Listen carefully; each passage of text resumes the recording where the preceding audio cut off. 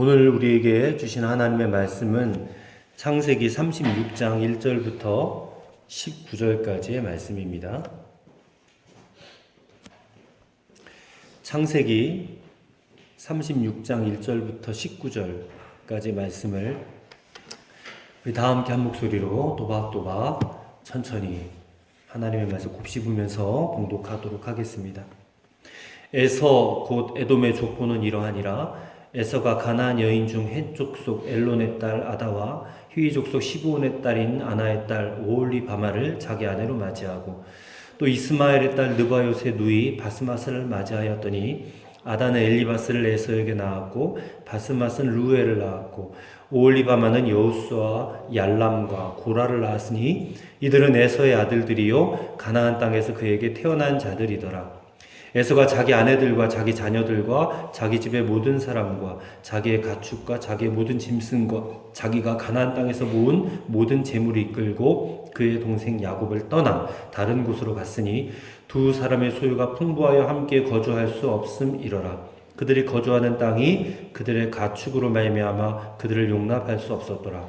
이에 에서 곧 에돔이 세일산에 거주하니라. 세일산에 있는 에돔 족속의 조상에서의 족보는 이러하고 그 자손의 이름은 이러하니라. 에서의 아내 아다의 아들은 엘리바스요 에서의 아내 바스맛의 아들은 루엘이며 엘리바스의 아들은 대만과 오말과 스보와 가담과 그나스요 에서의 아들 엘리바스의 첩 딥나는 아말렉을 엘리바스에게 낳았으니 이들은 에서의 아내 아다의 자손이며 루엘의 아들들은 나핫과 세라와 삼마와 미사니 이들은 에서의 아내 바스맛의 자손이며 시브온의 손녀 아나의 딸 에서의 아내 오홀리바마의 아들들은 이러하니 그가 여우스와 얄람과 고라를 에서에게 낳았더라. 에서의 자손 중 족장은 이러하니라.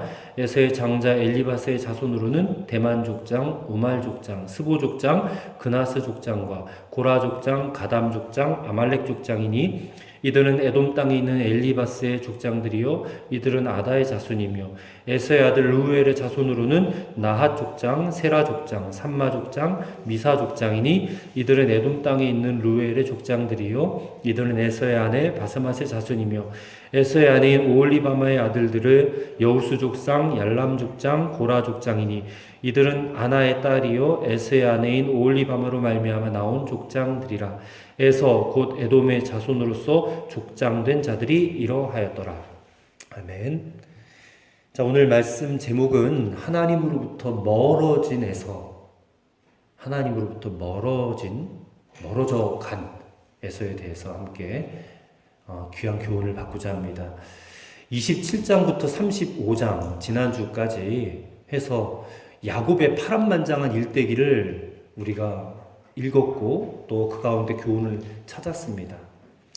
그 야곱의 이야기의 끝이 일단 야곱의 아버지 이삭이 죽는 것으로 일단락이 지어져요. 35장 27절 이하에 이삭의 죽음에 대해서 다루고 있습니다. 그리고 오늘 본문 36장에 들어와서는 에서의 족보가 갑자기 등장을 합니다.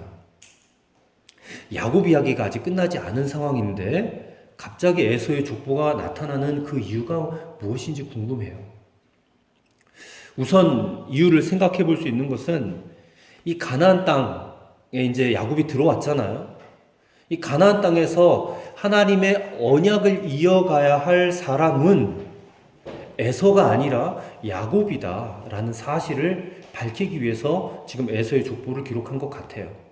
그리고 또 한 가지는 하나님께서 약속하신 것처럼 에서의 후손도 그 민족이 큰 민족을 이루어 줄 것이다라고 약속을 하셨기 때문에 그것을 보여주기 위해서 기록을 한 것입니다. 그렇지만 분명한 것은 영적인 부분에서 우리가 그걸 봐야 되거든요. 이게 영적인 부분에서는 야곱과 에서를 비교하기 위한 의도가 여기에 지금 숨어 있는 겁니다. 야곱과 에서가 어떻게 차이가 났는가? 자, 보세요. 세상적으로 볼 때 에서라는 사람은 성공한 사람이에요. 성공한 사람. 그는 자기 이름을 딴 한 왕국을 건설했습니다. 그 왕국이 에돔 왕국이에요. 에서라는 말이 원래 에돔에서 나온 말. 불다라는 그런 뜻을 가지고 있거든요. 에돔 왕국의 창시자가 에서입니다. 그 아들들이 족장이 되었고 왕이 되었거든요. 물질적으로 어마어마한 부를 누렸습니다. 쾌락을 누렸고요. 또 정치적 권력도 소유했습니다. 에서는 유명한 사람이 됐어요. 그리고 한마디로 사나이 중에 사나이, 통이 큰 사람, 정말 사귀고 싶은 사람, 그리고 현대인의 어떤 우상과 같은, 아이돌 같은 그런 사람이에요. 하지만 에서는 그렇게 세상적으로 성공했는지 모르지만 결정적인 부분에서는 실패했습니다. 그게 뭐냐? 바로 영적인 부분이에요. 하나님과의 관계에 있어서는 철저하게 실패한 그런 인물이에요. 세상에서는 크게 성공했는데 그의 마지막은 결국에는 지옥에 가버린 대표적인 인물이 됐어요. 그러니까 이게 얼마나 인생 무상입니까?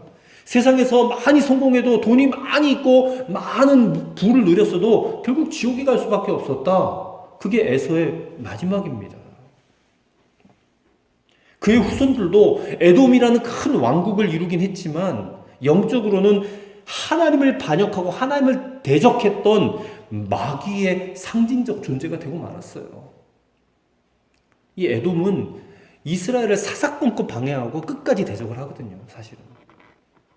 오늘 이 본문을 통해서 과연 이 가나안 땅 바깥을 벗어나서 세상적으로 성공했던 에서와 그리고 그 후손들의 삶의 결과가 무엇인가 하는 것을 우리가 봐야 돼요.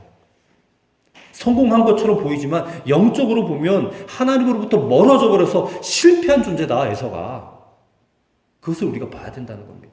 그리고 혹시 우리가 이 에서처럼 자꾸만 하나님으로부터 멀어지고 있는 건 아닌가? 하나님이 원하시는 자리, 하나님이 기뻐하시는 일들, 그런 것들 하지도 않고 가까이 오지도 않고 자꾸만 하나님으로부터 뒤돌아서 멀어져만 가고 있지는 않은지 우리가 영적으로 잘 점검을 해보고, 메시지는 그거예요. 날마다, 매일마다 하나님께 더 가까이 나아가는 그런 우리의 신앙생활이 돼야 되겠다. 그런 교훈을 드리고자 합니다. 자, 첫째로 에서의 가문은 집안입니다. 가문이 점점점 하나님으로부터 멀어지고 말았다는 거예요. 에서의 족보를 가만히 보면 시간이 가면 갈수록 점점 더 하나님과 멀어져 가는 가문이라는 것을 볼 수가 있어요.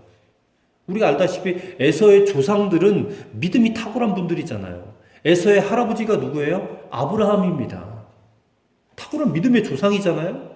자기 아들 이삭까지 그냥 번제로 바쳐서 하나님 앞에 드릴 정도의 귀한 믿음의 사람이 아브라함.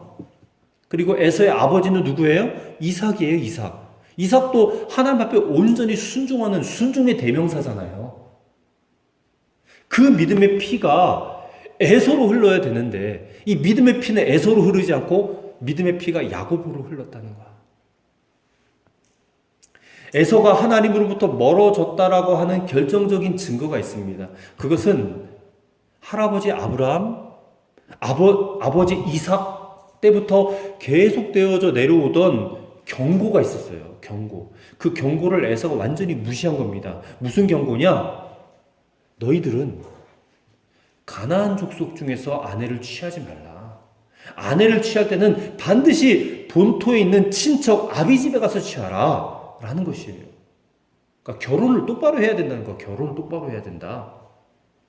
오늘 본문도 보면 에서의 결혼 이야기로 시작이 돼요. 에서가 과연 어떻게 결혼을 했는가? 2절 말씀 보세요. 2절. 에서가 가나안 여인 중 헷 족속 엘론의 딸 아다와 히위 족속 시본의 딸인 아나의 딸 오홀리바마를 자기 아내로 맞이하고 또 이스마엘의 딸 느바요스의 누이 바스맛을 맞이하였더니 하나님이 하지 말라고 하는 결혼을 한 거예요. 싫어하는 거예요. 할아버지와 아버지도 싫어하는 이방 여인들 중에서만 지금 아내를 취해서 결혼을 해버린 겁니다. 지금 보세요. 가문을 이루는 첫 출발인 이 결혼부터 어긋나 버렸으니까 이게 어떡해요. 성경은 누누이 믿음의 사람과 결혼하라고 강조하고 있어요. 창세기서부터. 오늘날 이 세상 살아가는 그리스도인들 중에 자기 눈에 보기에 좋은 사람들과 결혼한다니까. 그 사람이 믿음 없어도 교회를 다니지 않아도 세상적으로 그냥 잘 나가고 돈 많고 잘생기고 모대나고 그런 사람들에게 자꾸 눈이 가. 남자든 여자든.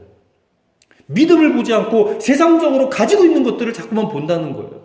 그러다가 결혼에 실패하고 가문이 박살이 난다는 거예요. 그게 성경의 가르침이에요. 그래서 무조건 믿음의 사람과 결혼해야 돼. 우리 규원이 의원이 잘 들어야 돼.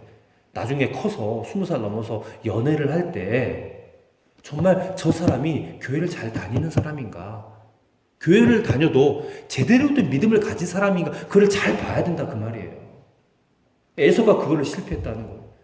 귀에 딱지가 앉을 정도로 들었을 거예요. 가나안 땅 여인들을 절대로 아내로 맞으면 안 돼. 너희는 본토 친척 아비 집에 가서 좋은 믿음, 하나님을 섬기는 사람들을 아내로 맞이해야 돼. 그렇게 하지 못했다는 거예요. 그게 하나님과 멀어지는 첫 출발점이 됐다라는 거예요. 그건 다른 말로 하면 하나님이 그 가정의 주인이 되지 못하셨다 그 말이에요. 에서의 가정은 하나님이 주인이 아니었어요. 에서의 가정의 주인은 에서 자신이었고, 그리고 그가 끔찍하게 좋아했던 돈, 물질이었어요. 때문에 점점점 하나님과 멀어지고 만 것입니다. 자, 그래도 에서가 처음에는 할아버지나 아버지 그 고면을 조금은 그래 생각을 했던 것 같아. 냄새는 좀 났던 것 같아. 그게 뭐냐면, 무슨 말이냐면, 이방 여인과 결혼을 하긴 했지만 자녀들의 이름은 좀 믿음의 가문답게 이름을 지었다는 거예요. 자, 4절에 보면 아다에게서 낳은 아들 엘리바스, 이 엘리바스라는 이름의 뜻은 뭐냐면 하나님의 힘이라는 뜻이야. 또 바스맛에서 낳은 아들 루엘, 이 루엘이라는 이름의 뜻은 하나님의 친구, 이런 뜻이에요. 조금 하나님 냄새가 나죠? 오홀리바마에서 낳은 아들 여우스, 이게 5절에 나오는 말, 여우스라는 아들의 이름은 하나님이 재촉하는 자, 또 하나님 냄새가 나요. 또 오홀리바마에서 낳은 아들 얄람은 하나님이 감추시는 자, 이런 뜻이에요. 그러니까 신앙적인 이름을 좀 지은 거예요. 이방 여인과 결혼을 했지만 아들들은 신앙적인 이름. 근데 6절의 말씀을 보면 에서가 아예 가나안을 떠나서 이방 땅으로 자녀를 데리고 이사를 가면서부터는 하나님과 완전히 멀어지는 생활이 시작이 되는 것 같아요. 성경이 말씀하고 있는데 자녀들의 이름도 이제는 신앙적 이름이 아니에요. 11절에 보면 대만이라는 아들을 낳는데 이 대만이라는 아들의 이름은 오른쪽에 있는 자, 이런 뜻이에요. 오말이라는 아들의 이름은 말이 유창하다, 이런 뜻이에요. 스보라는 아들은 행운, 이런 뜻이에요. 그러니까 세월이 흘수록 에서의 가문은 자식들도 그렇고 하나님과 점점 더 멀어지고 있다. 이삭과 리브가가 에서의 가문을 보고 근심했습니다. 창세기 26장 34절 35절의 말씀 보니까 이렇게 되어 있어요. 에서가 40세에 헷 족속 브에리의 딸 유딧과 헷 족속 엘론의 딸 바스맛을 아내로 맞이하였더니 그들이 이삭과 리브가의 마음에 근심이 되었더라 그랬어요. 에서의 가문은 하나님과 점점 더 멀어지니까 그 아버지, 어머니가 얼마나 마음에 근심이 돼요. 만약에 엄마 아빠가 있는데 우리 규원이 예언이가 하나님 믿지 않는 가정과 결혼해서 살아. 그러면 엄마 아빠의 마음에 기쁨이 있을까? 아무리 돈 많이 벌고 잘 살아도 믿음 없는 가문과 결혼해서 그렇게 살아버리면 하나도 기쁨이 되지 않아요. 마음에 근심만 찾아오게 될 거예요. 결국 에서의 가문은 이 구원의 반열에서부터 버림받은 민족이 되고 만다라는 것이에요. 오늘 우리의 가문은 세월이 흐를수록 점점 더 하나님과 가까워지는 그런 가문이 되어야 될 줄로 믿습니다. 자손이 거듭될수록 그 가문에 장로님이 배출이 되고 목사님이 배출이 되고 교회를 세우고 점점 더 영적으로 빛나는 그런 가문이 되어져야 될 줄로 믿습니다. 그러려면 시작부터 잘 돼야 돼. 시작부터. 결혼을 잘해야 된다는 거예요. 믿음의 사람을 만나서 교제해야 되고 할 수 있는 대로 믿음의 가문과 연합해야 돼요. 아빠 엄마는 우리 규원이 연희를 할 수 있는 대로 믿음의 3대, 할 수 있는 대로 믿음의 4대 그런 집안과 가문과 결혼시키고 싶어요. 예서처럼 점점 더 하나님과 멀어지는 그런 가문과 결혼해서 연합하게 되면 또 똑같이 저주받은 가문이 될 수밖에 없다라는 사실을 이 경고를 기억해야 돼요. 두 번째로, 에서는 하나님이 허락하신 가나안 땅의 축복에서부터도 멀어지고 말았다. 가나안 땅의 축복에서도 멀어졌어요. 좀 벗을게요. 하나님은 이 가나안 땅을 아브라함에게 주시면서 이 땅을 떠나지 말라 그랬어요. 자, 창세기 12장을 찾아보세요. 창세기 12장 1절과 2절, 12장 1절과 2절 같이 읽습니다. 여호와께서 아브라함에게 이르시되 너는 너의 고향과 친척과 아버지의 집을 떠나 내가 내게 보여줄 땅으로 가라. 내가 너로 큰 민족을 이루고 내게 복을 주어 내 이름을 창대하게 하리니 너는 복이 될지라. 자, 하나님이 보여주신 그 땅은 가나안 땅. 그 땅에서 잘되고 번성하게 하고 창대하게 하고 복을 주겠다. 그런 약속을 주셨다는 거예요. 그래서 아브라함은 그 후로는 어디를 가든지 간에 결국에는 이 가나안 땅으로 되돌아왔어요.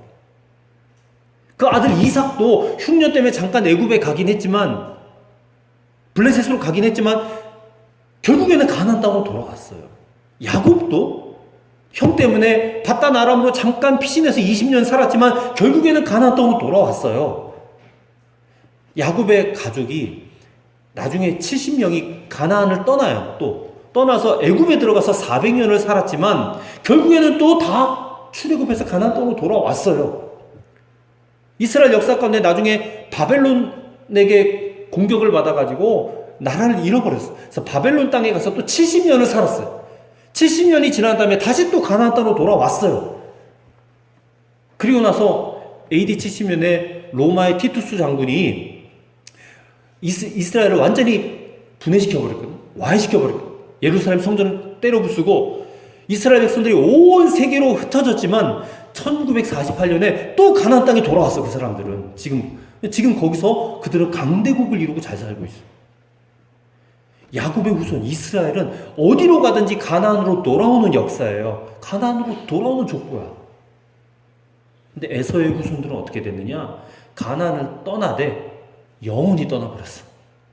다시는 돌아오지 않을 그런 생각 가지고 그냥 떠나버린 이방 족보가 되고 말았다는 것이에요. 자, 6절과 8절, 6절부터 8절 말씀 보세요. 오늘 본문 6절부터 8절. 에서가 자기 아내들과 자기 자녀들과 자기 집의 모든 사람과 자기의 가축과 자기의 모든 짐승과 자기가 가나안 땅에서 모은 모든 재물을 이끌고 그의 동생 야곱을 떠나 다른 곳으로 갔으니, 이유가 설명되어 있어요. 두 사람의 소유가 풍부하여 함께 거주할 수 없음이더라. 그들이 거주하는 땅이 그들의 가축으로 말미암아 그들을 용납할 수 없었더라. 이에 에서 곧 에돔이 세일산에 거주하니라.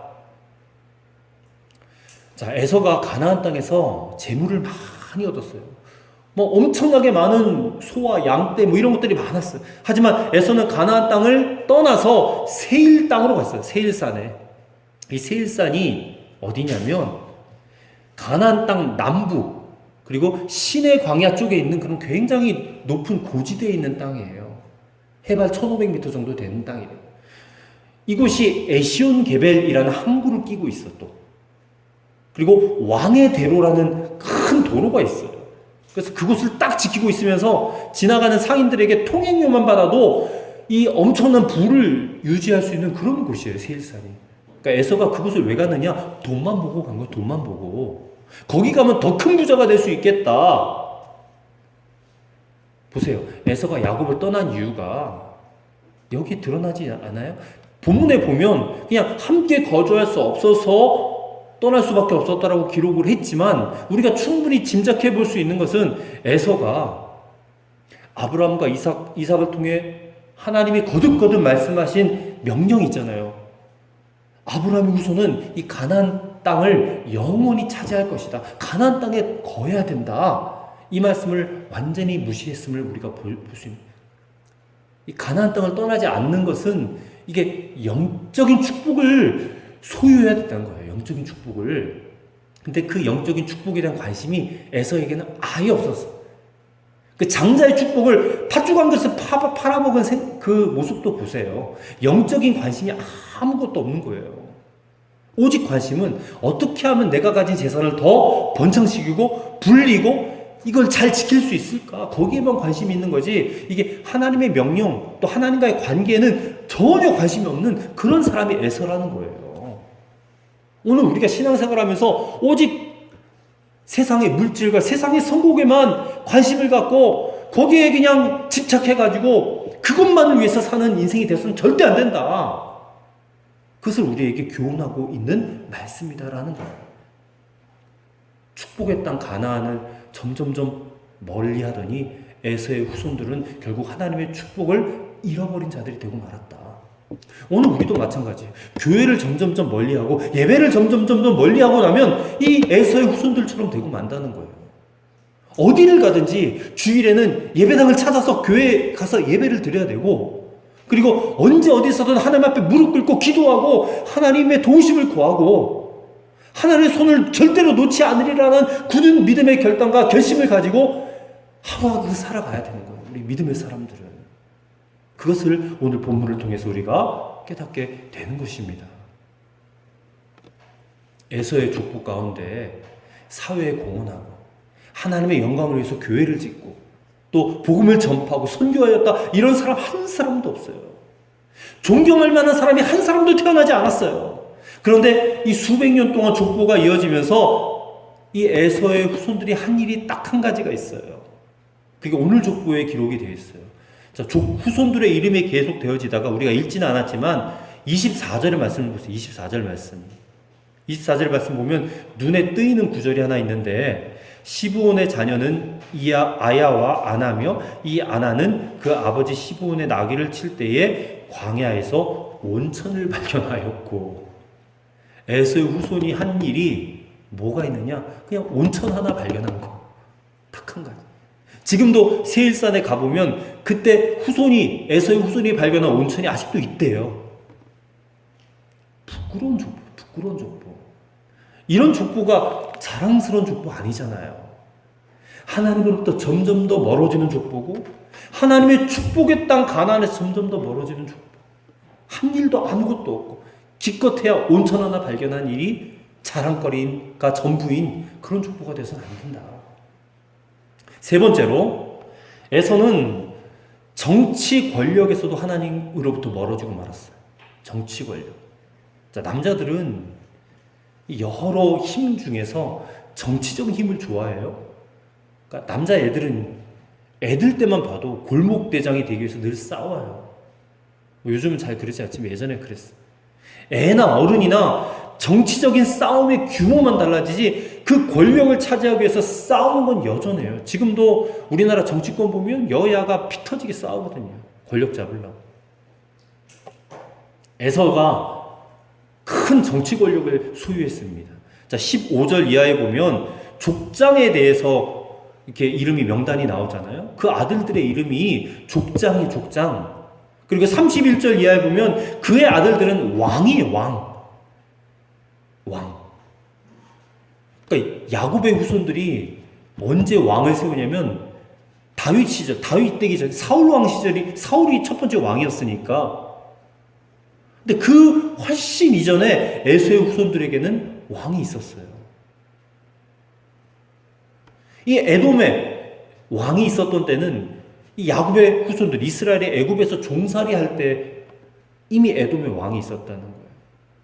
아마도 에서의 자손들이 이 세일산에서 왕 노릇하고 있으면서 야곱의 후손들을 보면서 조롱했을 거예요. 야, 너희들이 하나님 택한 백성 맞냐?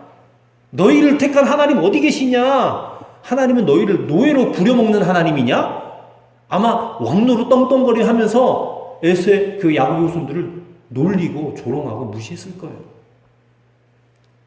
이처럼 세상에서는 잠시 잠깐 승리하는 것처럼 보이고 하나님의 백성은 세상에서 좀 굴욕을 당하고 패배하는 것처럼 보여요. 오늘날 전 세계가 교회를, 또 목사들을, 기독교를 얼마나 무시하고 조롱하고 핍박하는지, 대적하는지 몰라요. 엊그제 인터넷 기사를 보니까 어느 지역에서 목사님이 전도를 하고 있는데 경찰이 오더니 전도하지 말라고 그렇게 막는 그런 일들이 있었다는 거예요. 이제는 밖에서 전도만 해도 경찰들이 막고 제지하는 그런 시대가 되고 말았어요. 전도도 못해 이제는. 또 교회 강단에서 동성애는 죄입니다라고 말을 하면 붙들려가요. 감옥에 유치장에 들어가고 벌금 200만 원, 300만 원씩 내야 돼. 이제 그런 일들이 앞으로 벌어지게 될 일들이에요. 세상이 기독교를 싫어하고 교회를 싫어해요. 대적해요. 이 에서의 후손들 에돔 왕국은 계속해서 이스라엘을 그렇게 대적합니다. 세상편에 서가지고 하나님의 백성, 하나님의 자녀들이 이스라엘을 공격해요. 구약 성경에 보면 저 뒤에 가보면 오바댜서라는 성경이 있어요. 오바댜 알아요?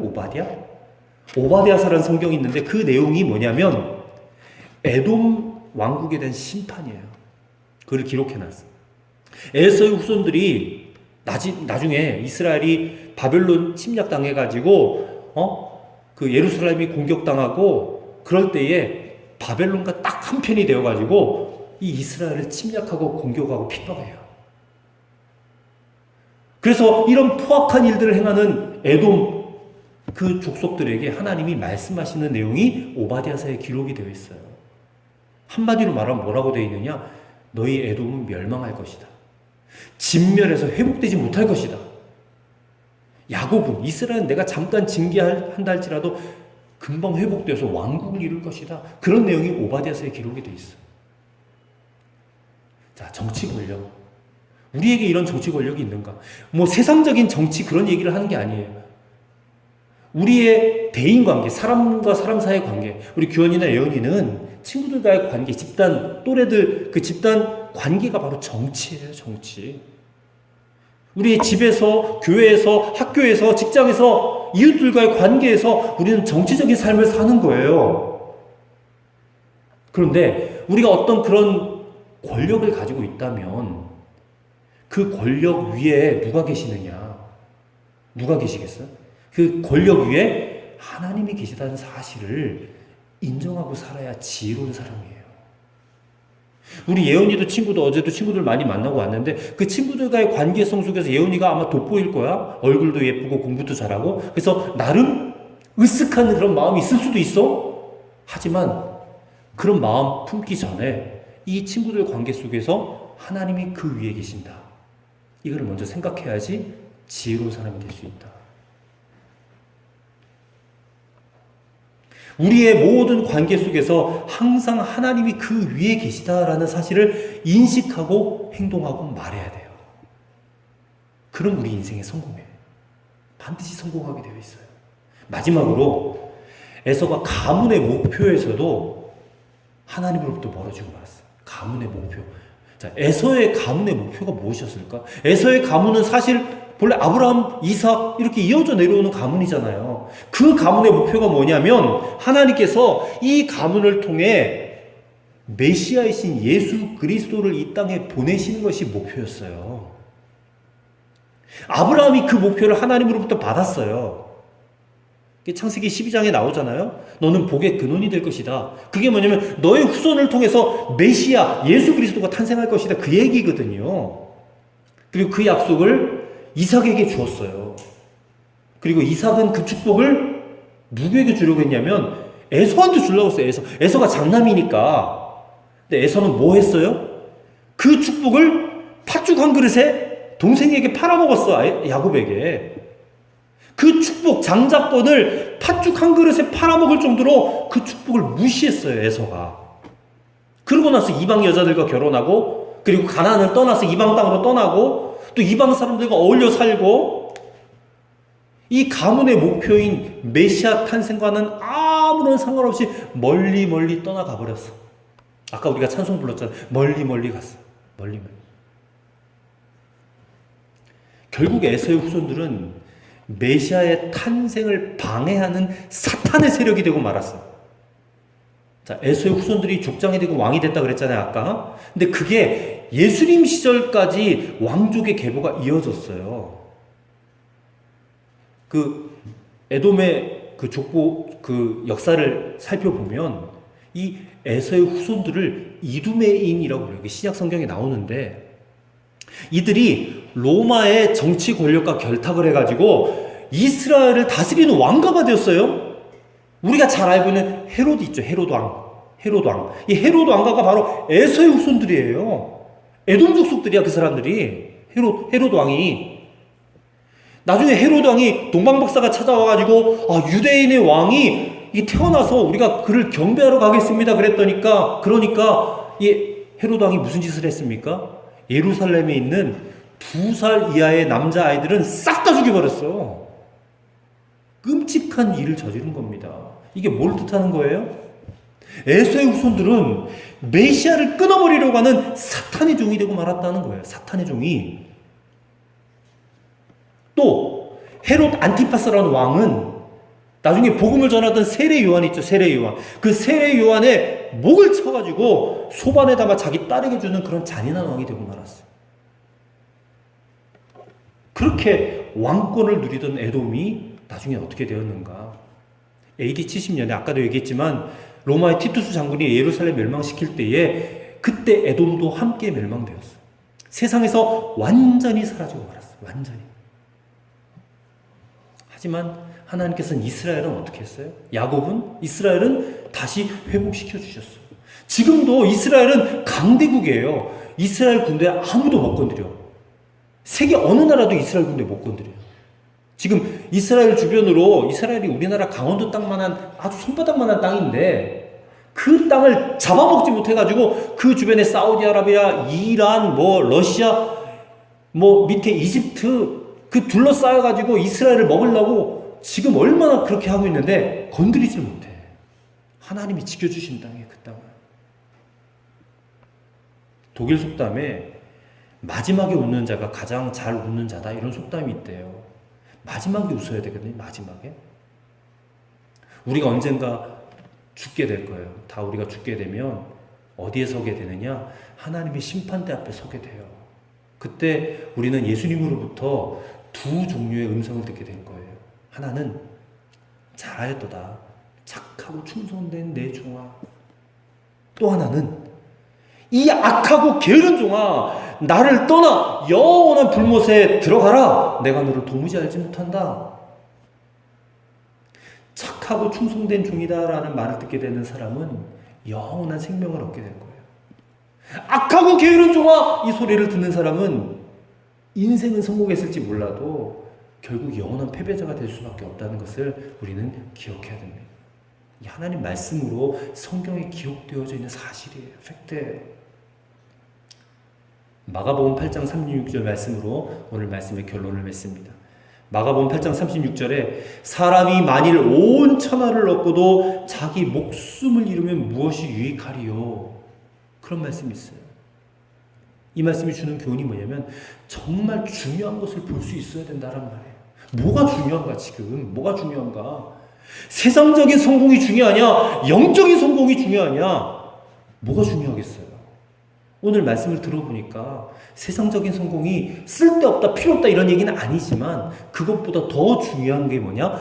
영적인 성공이에요. 우리 가정과 우리 가문이 에서의 가문처럼 하나님부터 점점 더 멀어지면 안 된다. 하나님과 더욱더 가까워지고 친밀해지고 하나님을 더 사랑하고 하나님을 뜨겁게 높여드리며 예배하고 경배하는 그런 우리 가정과 우리 가문이 돼야 되겠다. 그리고 그런 우리 자신이 돼야 되겠다. 오늘 말씀의 교훈으로 삼고 나아가는, 그래서 하나님과 함께 더불어 성공하는 가정과 가문이 되어지는 저와 여러분의 가정이 되시기를 주의 이름으로 간절히 축원합니다. 기도하겠습니다. 하나님, 에서의 족보를 통하여 그의 가문이 점점 더 하나님으로부터 멀어지는 것을 우리가 보았습니다. 하나님, 우리가 무엇을 깨달아야 될지 분명히 인식하게 하여 주옵소서. 에서에게 보여진 이 결말이 우리의 결말이 되지 말라는 법이 없음을 깨닫습니다. 아버지, 우리의 가정과 우리의 가문이 하나님으로부터 점점 더 멀어지지 않도록 우리 신앙생활에 조금 더 최선을 다할 수 있도록 인도하여 주옵소서. 철저하게 신앙교육하고 하나님과 더불어 살아가는 우리의 삶이 이 세상 모든 사람들에게 유익을 끼치는 본이 되어지는 믿음의 사람들이 되게 하여 주시옵소서. 우리 주님 예수 그리스도의 이름으로 간절히 기도하옵나이다. 아멘.